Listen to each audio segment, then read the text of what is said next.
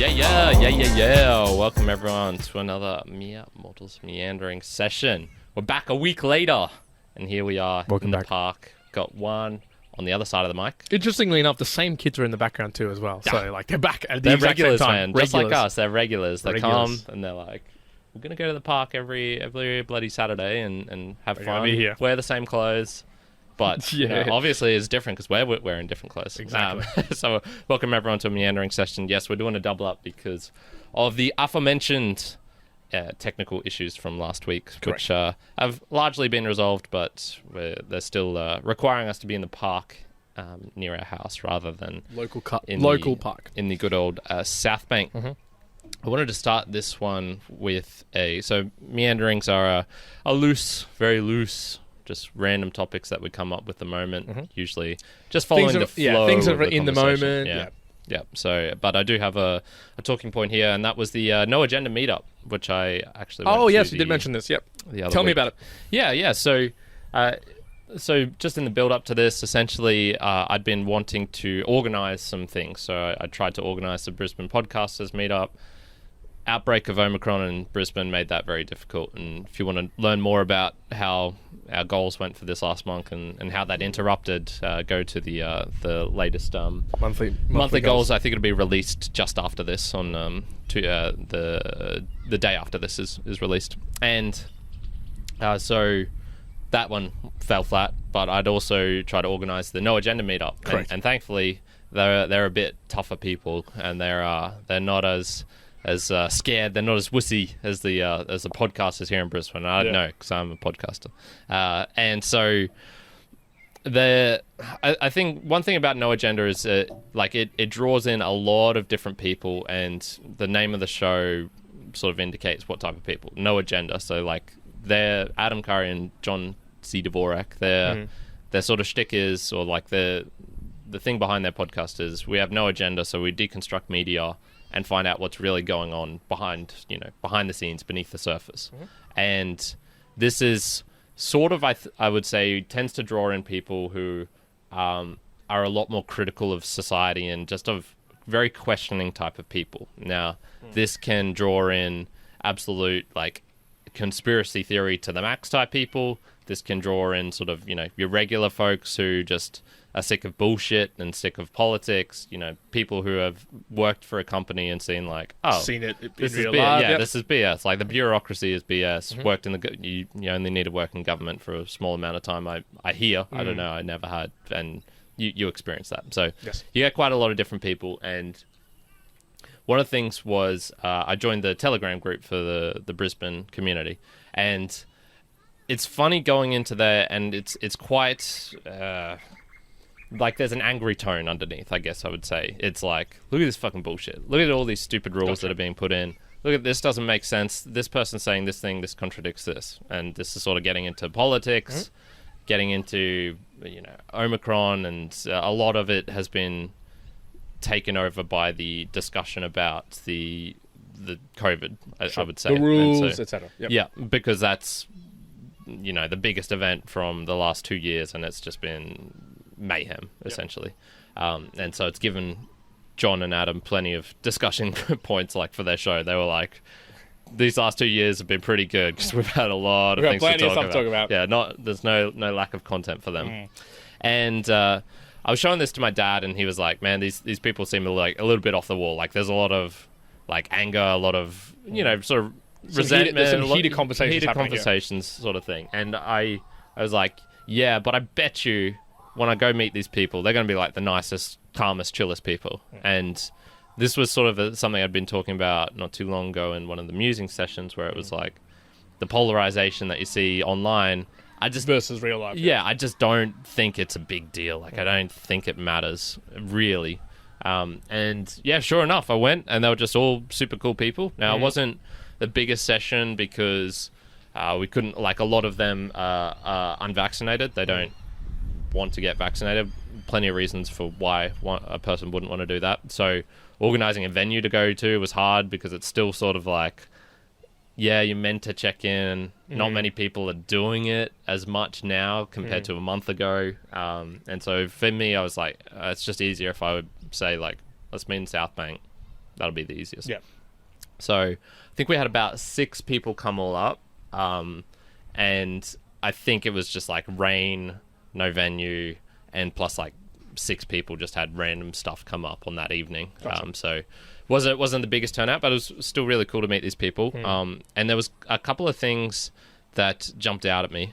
One was like, there was one guy in particular who just seemed super knowledgeable. I won't say his name because I'm not sure if any of them are comfortable being talked about names wise, but like the things, we were there for probably like 2 to 3 hours, and we covered history, science, government, politics, wild personal anecdotes.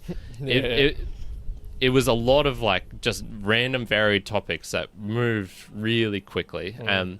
Thankfully, I'll bring this up, the dynamics of groups in a second, because that's sort of a secondary point. But one of the things was like, I think you would have actually enjoyed it more than me, to be honest, because it's a lot of, one of the only down points for me of that was they were talking about things I really don't care about a lot, to be honest. Politics, I was going to be like, shit. Yeah, like I wouldn't give a shit. Politics, yeah, not so much. Even like COVID, I find it largely boring. Did you talk much about like Ukraine, Russia? No, so this was a week ago. Had that happened? It's been going on for months. Okay. Actually, it was a week and a bit ago. No, that didn't come up, but it probably would have if we'd stayed any longer.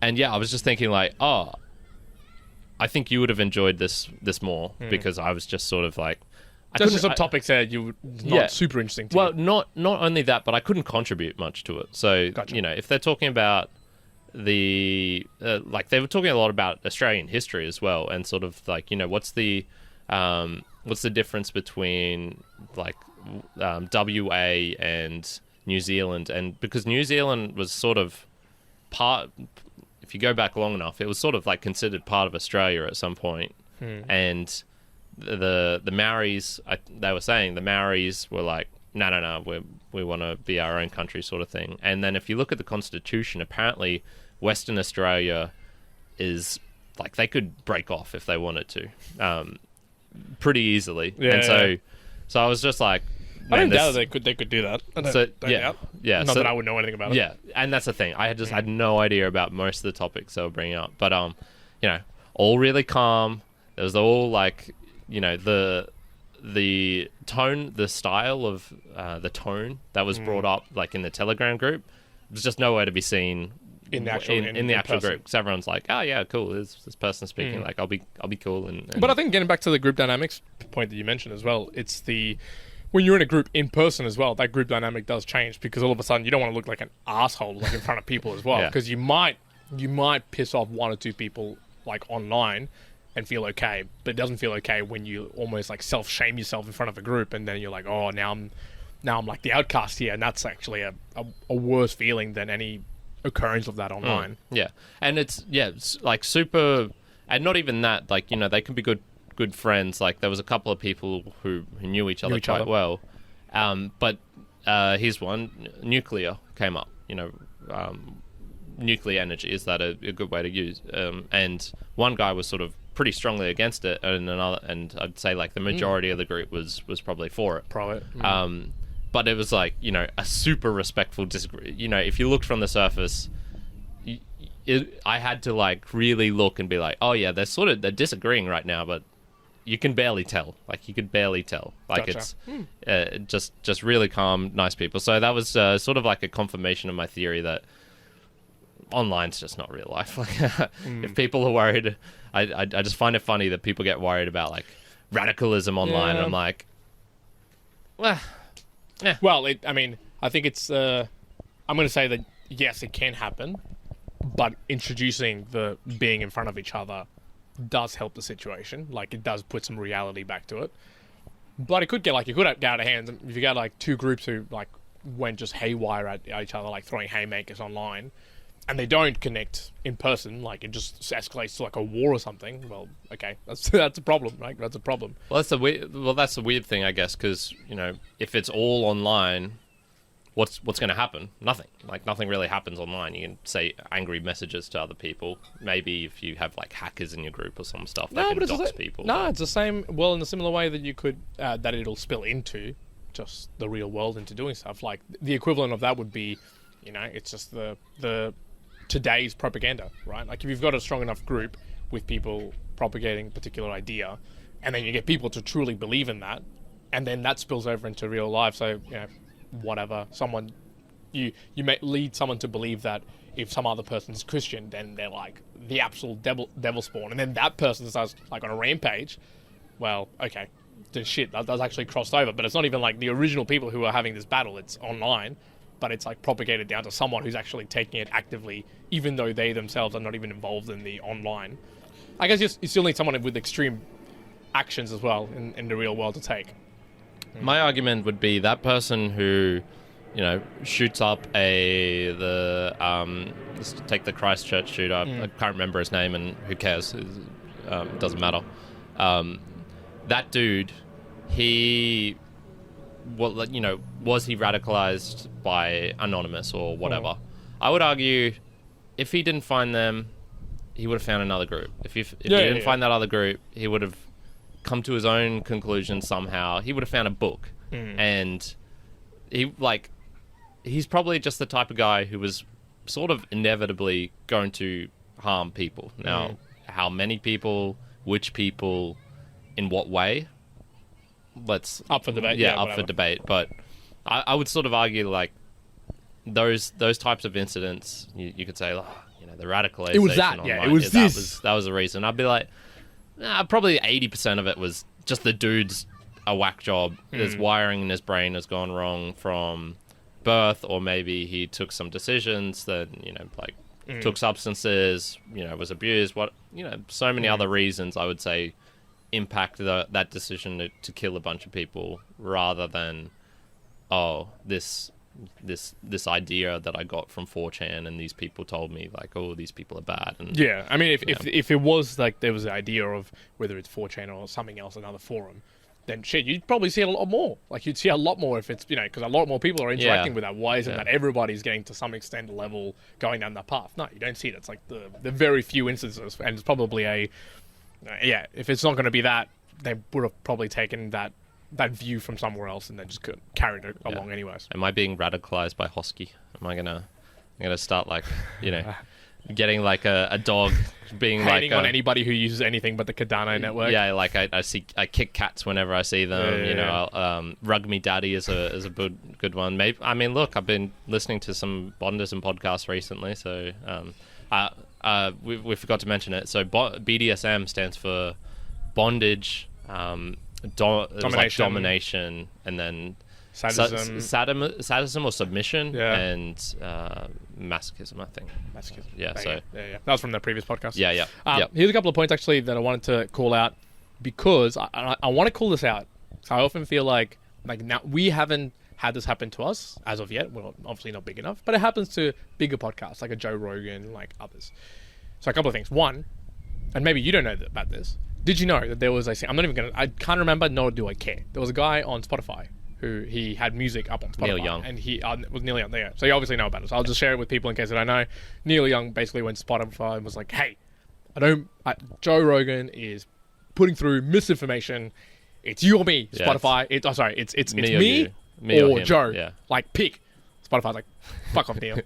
We're keeping Joe Rogan because, he is literally probably the biggest media influence in the world right now. Like, broadly. Yeah. Now, whatever, obviously, take the information that Joe provides. I believe in some of it. I don't believe in all of it, right? That you can find little clips of Joe, of like people absolutely hating on him, of Joe Rogan, and I'll be like, okay, fair enough. Yeah, sure, I know you can take it that way. If you listen to the whole podcast, maybe you'd have a different view of it, but whatever. But in particular, Joe had Jordan Peterson on the podcast. I don't know if you're going to listen to that one. It's a 4-hour... Yeah, I'm not sure. Piece. I didn't enjoy it all that much. They talk about climate change a lot at the beginning, right? Okay. So they talked a lot about climate change. And I didn't know about this with Jordan, but Jordan was on a board for climate change, or to support something in climate change, like a lot of years ago. And he said that he'd read 200 or something books in 2 years. So he talked about it, and seemed like he was very knowledgeable about it. So, and I don't disagree. He probably has a lot of knowledge. But he said something in the podcast with Joe, which was something about just prediction modeling of talking about the climate over 100 years, and how the factor of error it just exponentially gets worse basically as it grows along. Chaos theory, Post it though, like, look, you can't even predict the weather from well, here's the thing. So here's more than 3 days out. So this is the biggest thing. So then heaps of people came out, dude. Like heaps of people came out, and they were like, that was deplorable because weather and climate are very different things. And yes, it is true that the weather can't be predicted beyond a couple of weeks, but the climate's actually very different. And now how they define climate, I didn't look into it, nor do I give a shit to actually look into it. But there was enough people, there was so many articles about this dude that I actually went, from like prominent people, I actually went, okay, reading all the other stuff, I was like, okay, I actually think Jordan got that wrong. I think he actually got that very wrong in some of the things that he was saying. And there was a couple of things that Jordan actually brought up. There's Jordan Peterson. The Joe actually corrected him and was like, oh, actually, I think that's wrong, Jordan.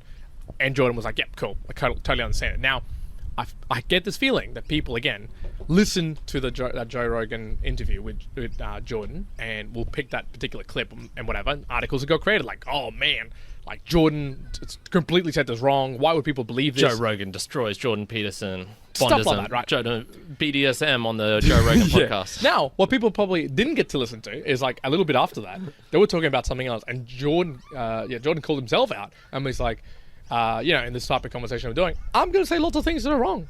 That's fine. I totally get it. And he's like, oh, I might have said some stuff that's wrong there. That's just my belief or things that I at least know. If I'm wrong, then I'm wrong. Cool. I'll be happy to call that out. But that withstanding, it did make me think just from like that, the whole piece of, the misinformation around, Joe and his podcast and stuff like that. At the end of the day as well, like there's got to be some ownership on you listening to what you're listening to. So I think back all the way to the no agenda stuff that you're talking about and like the whole conversation about nuclear. Like you can have different views about something and bring it to yourself to actually disseminate it to you and be like, okay, what do I believe? And where does that land with me?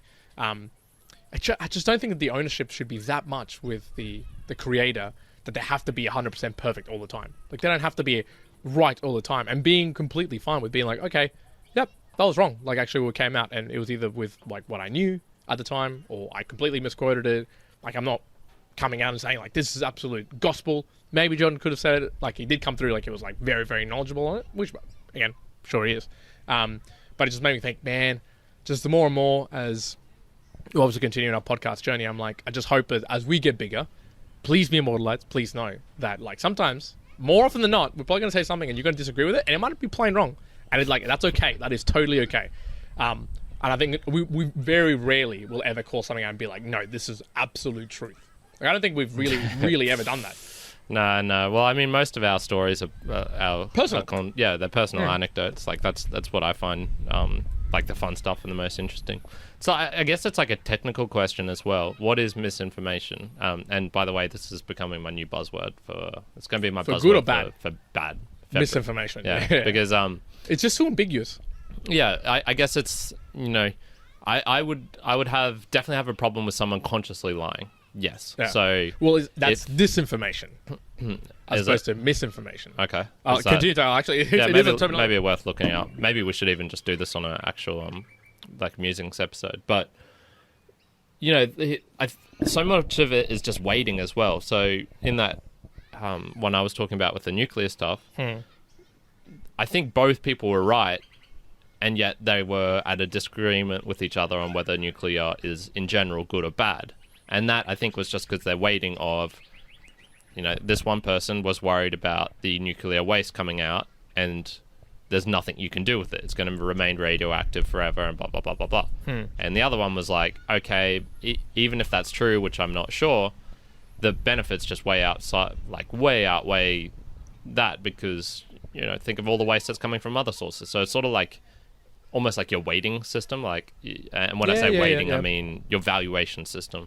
I value this one aspect more than I do this, therefore I'm going to have a different opinion than you. Is that misinformation? Yeah, again, it comes back to, and I'll just make sure I get this right so you're aware, because they're super similar and I actually can't really differentiate, so that's why I hate this terminology. But misinformation is false or inaccurate information, especially that which is deliberately intended to deceive. Okay. Right? But disinformation, which is literally, it is its own thing.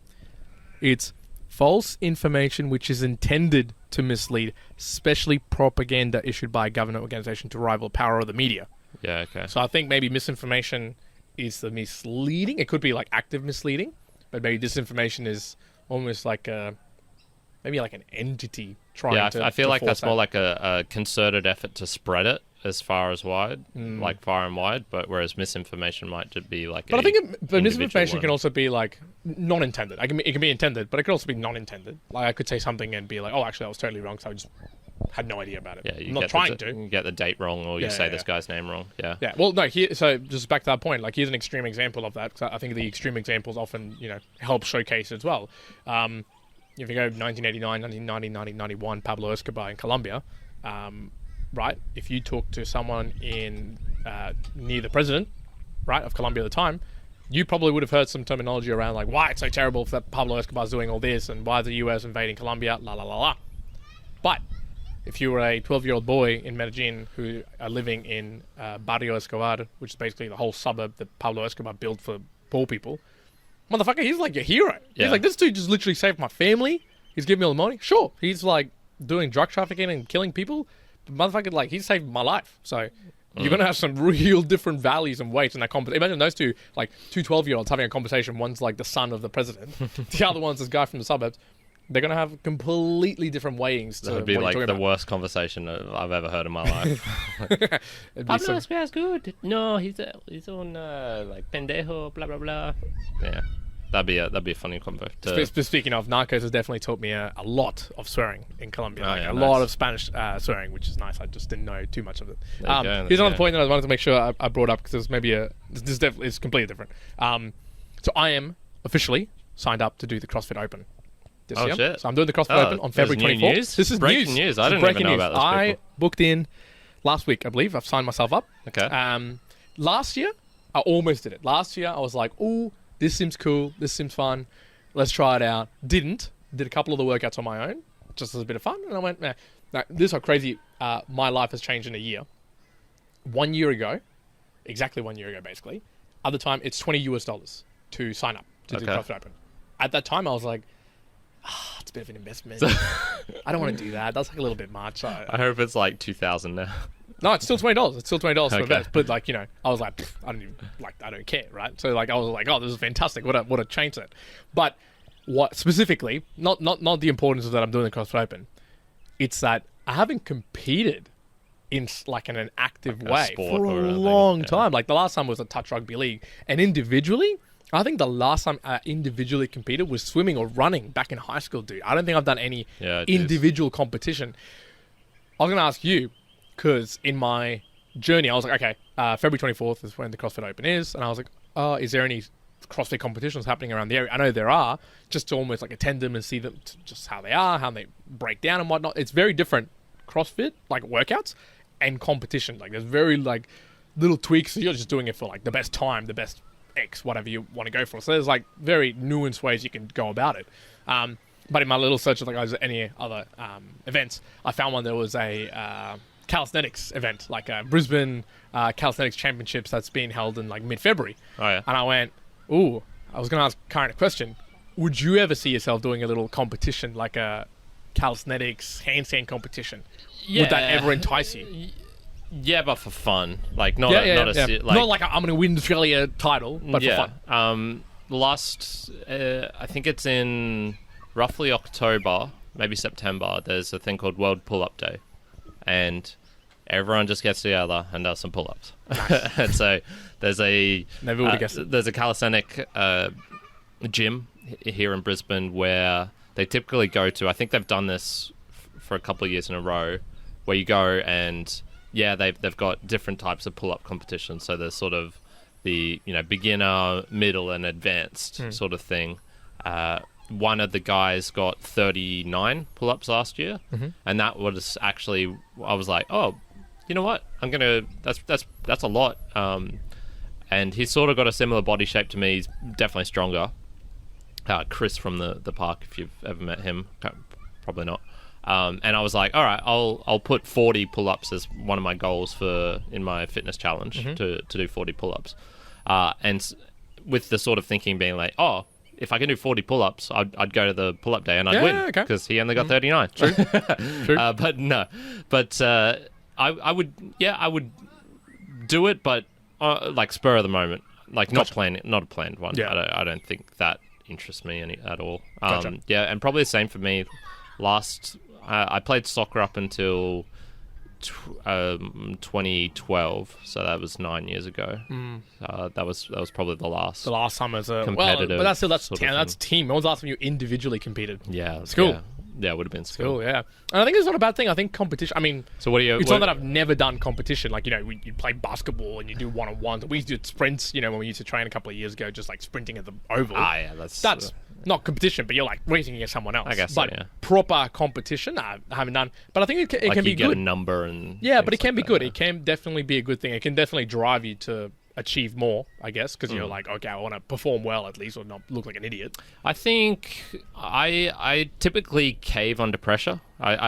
Pressure doesn't enhance my performance, I would say. So there's certain athletes where they play and they excel on the world stage, the rush is in like the a good limelight. thing. Yeah, I'm not that. I definitely, I know, even just in like small ones where Brendan's like, all right, do something cool, or like blah blah blah, I'm gonna film this. I will be 75% worse off. I'll do stupid shit. I'll fall out of the handstand immediately. I can handstand really well, but if you challenge me to one right now, there's going to be a decrease in your performance. There's an okay chance that I will cave and I'll fall down first, even though I'm the better handstander. Yeah. It's not real proof of your skill. It's more just the momentary pressure that just takes away from your concentration, etc. Yeah, so I find it funny how certain people excel in those things. See, I don't excel. Definitely don't. I don't excel on the specifically. We're talking like fitness, workout, physique, that type of like. I'd even say on pressure. Like tests and exams, intellectual things like if it's a chess game. I wouldn't say that I excel. Definitely not. But I wouldn't say that I falter as much. I think that there's probably just as a neutral to it. There's definitely just neutrality for it. But, however, an example. So, there's a guy, and I'm going to call him out because I don't know if he listens to this podcast. I don't care if he does or not. Name's Tom Richter, I think. Richter. What's his last name? Anyways, cool dude. Really cool dude. Goes to the midday and afternoon sessions over at CrossFit Victorian. And we had a session yesterday, which was basically in the style of when you go and do these opens and you're at an actual gym. Normally it's like you do two waves. One person goes and the other is like, checking and getting the timing. And then the second wave is like your partner goes and then you do that for them. So we were doing that and he basically went first for a 7-minute session and he got like, doesn't matter what the workout was, but he got a score of 81, right? And now went up second. And there was a bit of a thrill of, okay, I'm going to beat 81 type of deal. Like it was like that almost challenge competition of, okay, he got 81, okay, I've got to do at least 81 or more. Kind of in a similar manner that you're saying 39, 40. So it kind of pushes you to be like, oh, I'll just do 30 type of deal. You could be like, no, I'm gonna push 40. So I think in that moment, if there wasn't that, I probably would have maybe reserved back and maybe I would have gone 80 or 75. But because, I just knew the timing and, what that sort of pace should be, I was, oh no, I can keep going. I can go above and beyond that. So I think there's other aspects in competition where I do enjoy that. Like I do not excel, but I can get better because if I see someone like, oh, they can do it? Okay, cool. Probably means I can do it because sometimes I just don't know what I can do. The biggest challenge for me though, and this is going all the way back to individually, swimming. So there was a particular point in time. So I think it must have been like 12, 13 years old where not everyone had grown tall, right? Because as a swimmer, you need to be really tall, big feet, big hands. That's what you need as a swimmer. And particular body shape. So my shape was like enough as a kid that I was competitive. Like I was really competitive. And one of the things I struggled with, like in states and whatnot, was I would get ahead. I would be winning. But then I would kind of get either freaked out or just forget like, oh, like should I be going harder? Like, should I like revert back to it? Like I would find when I was like in line with people because I knew where the competition was. But to be in front, I was a little bit like just lost. Like either I just like absolutely destroyed myself on the backhand or didn't have the right pacing, etc. So I think my competition is like, oh, I would struggle if I'm not like going in pace with other people. Like if I'm just having to do it all on my own, completely obliviously, that's maybe where I'd be like, oh, maybe I'll falter under that pressure. Okay. All right, so this ties into what I wanted to ask. What are you thinking, like top 10 CrossFit? I think top 10 in my age division at the time that we go to the CrossFit workout at Brisbane CrossFitorian for people who've got brown hair. So I'm going to be top 10 there. No, I actually don't know. I would say so. I'll give you some. How many people compete? How many competed last year? Like men just in like, the individual? I'm going to say like tenth of thousands. So like there is the okay, but at CrossFitorian. Oh, at CrossFitorian like 200 people. So okay, yeah. Going off like my workouts I like at CrossFitorian, I'm either in the top, I'll say top 20 normally of like just a normal workout. So I would say that I'm going to be in top 20 after those sort of events. There's some things though, like there will be double unders, and I suck at that. I can't even do them. I started learning how to do them now, but I have to use a heavy rope. I can't even do like a normal rope. Yeah. So in any case, there's going to be some stuff. Yeah, because I'm a spaz. So there's going to be some things that's like, oh well, I've just got limitations there. So I think I'll do all right. There is absolutely no expectation in my mind that I'm going to make it to the next level. Like not even close. And apparently this year it's like it's pretty easy to get to the next level. And by the next level is they do CrossFit Open, then the quarterfinals, which is an online one still as well, semi-finals, which is in person, then the CrossFit Games. Yeah. Gotcha. And to get to the quarterfinals, and this is just what I've heard, so I could be wrong, but it's if you're top 10% in the region. So like, you know, if I was top 10% in Australia, then I go to the next quarter. Do you think that's doable? I don't know. I genuinely don't know. It depends on the workout. Like if the workout was, because there's 3 or 4 or something, if the workout was like heavy squats, deadlifts, like something where it's like heavy weights, then yeah, maybe. Then maybe I could get that. If it's, you know, do 200 double unders and do some handstands and then 300 double unders or something, there's no way. Like, there's obviously no way I'm going to get anywhere close because I just don't even know how to do them. Yeah, so, for sure. That'll be fun. I think it'll be a fun thing. Definitely, just like I've never done it before, so I was like, okay, this will be cool. This will be cool to do. What if a freak batch of like COVID comes through, or so like I'm reading Snow Crash at the moment by Neil Stevenson, and he's got like I'm sort of just getting through the book. I'm like 2/3 of the way through, and he's forming this idea that there's this virus that affects only programmers because they've created like software in their brain.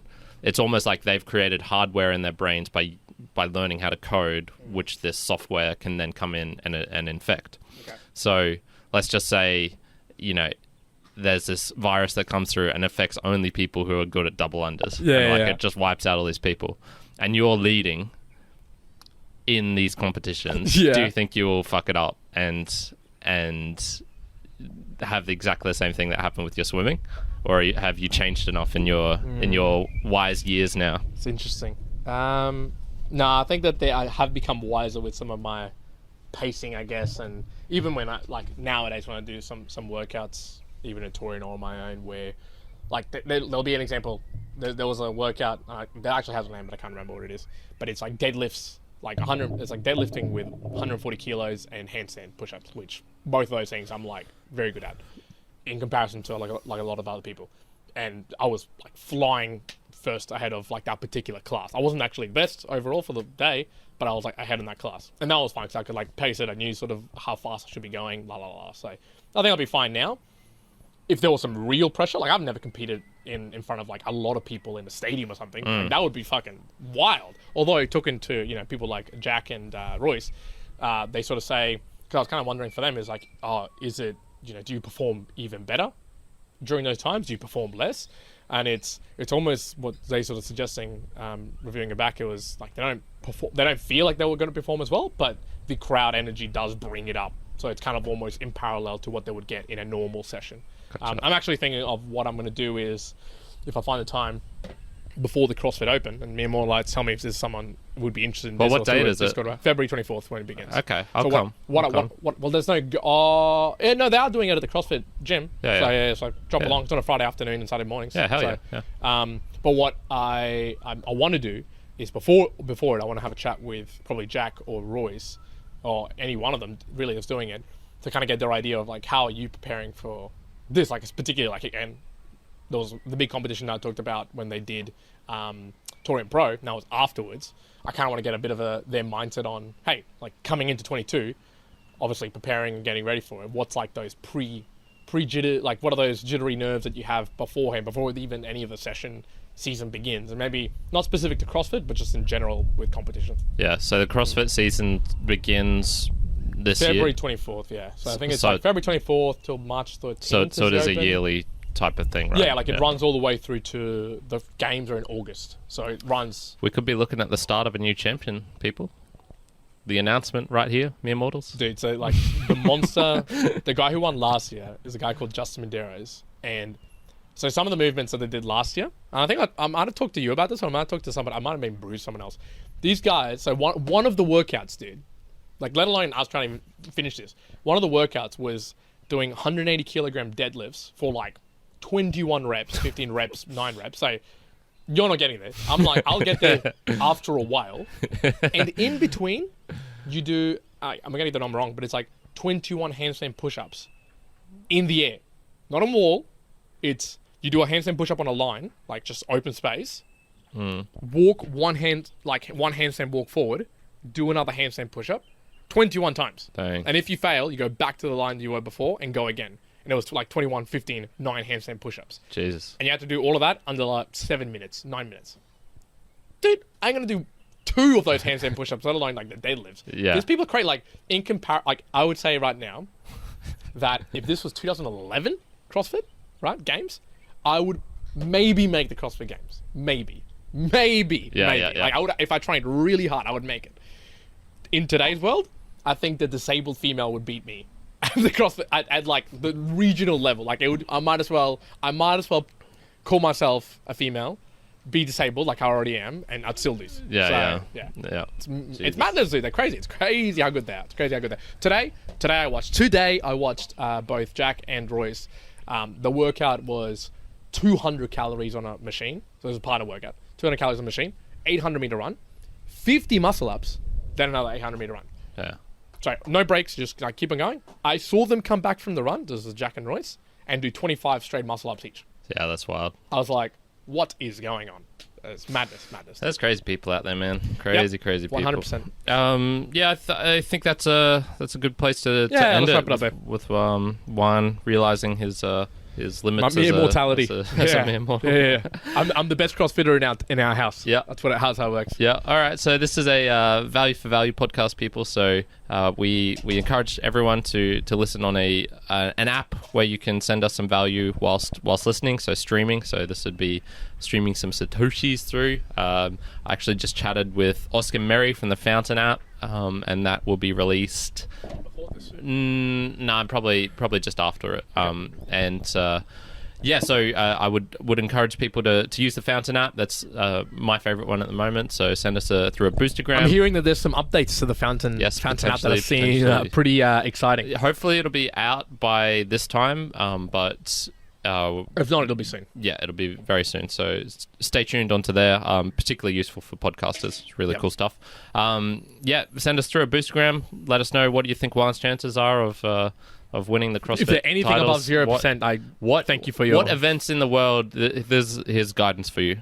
Respond to this question. What events in the world would need to happen so that Juan would win the CrossFit Open? Yeah. How I know will the it already. world significantly change? Yeah. It'll be... How many, I'll be the only person sent to Mars, and I'll win the Mars CrossFit Games. How many nuclear bombs would need to be dropped on certain cities for Juan to succeed? To succeed, yes. So everyone, thanks for tuning into this part of the Mere Mortals Meandering section. This is Kyron signing out. Juan signing out. You.